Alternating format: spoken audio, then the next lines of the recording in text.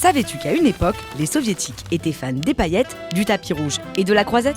Pour la première édition du Festival de Cannes, en 1946, la France souhaite en faire un symbole de paix internationale.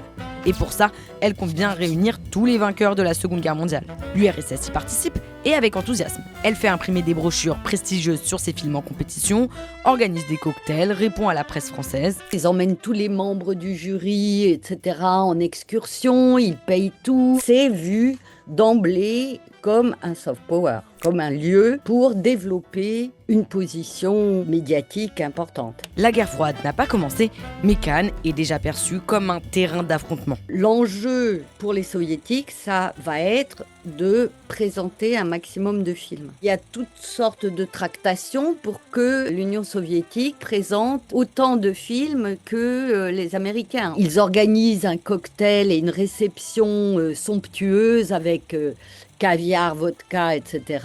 exactement au moment où a lieu la projection d'un des longs métrages américains. Et les tensions sont palpables. Après des incidents techniques qui touchent les projections de longs métrages soviétiques, Moscou crie au sabotage, avant de réaliser que des films américains subissent le même sort. Avec 8 récompenses, l'Union soviétique quitte Cannes en position de force. Un succès qu'elle s'est assuré avant même le début de la compétition. Les soviétiques vont œuvrer à la création d'un prix pour la couleur. Or, ils arrivent avec un film qui a été réalisé avec de la pellicule Agfacolor, qui est la grande invention allemande des dernières années de la guerre. Les États-Unis, eux, filment en Technicolor, qui est une technologie d'avant-guerre. Et là, les Soviétiques, en imposant un prix de la couleur, sont assurés de gagner. Et pourtant, entre 1947 et 1953, l'URSS n'apparaîtra plus qu'une seule fois sur le tapis rouge. D'abord parce que le festival perd sa dimension internationale en 1947 et n'a pas lieu en 1948.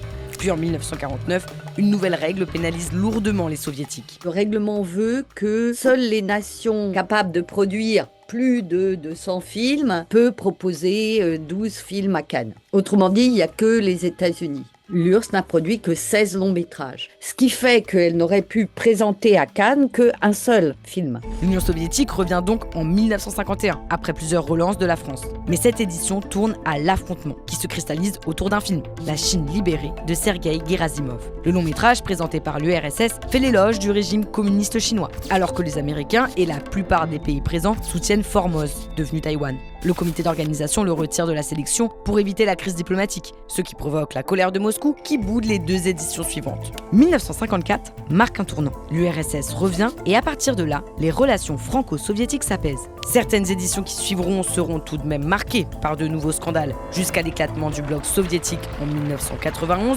rappelant que la politique n'est jamais bien loin du tapis rouge.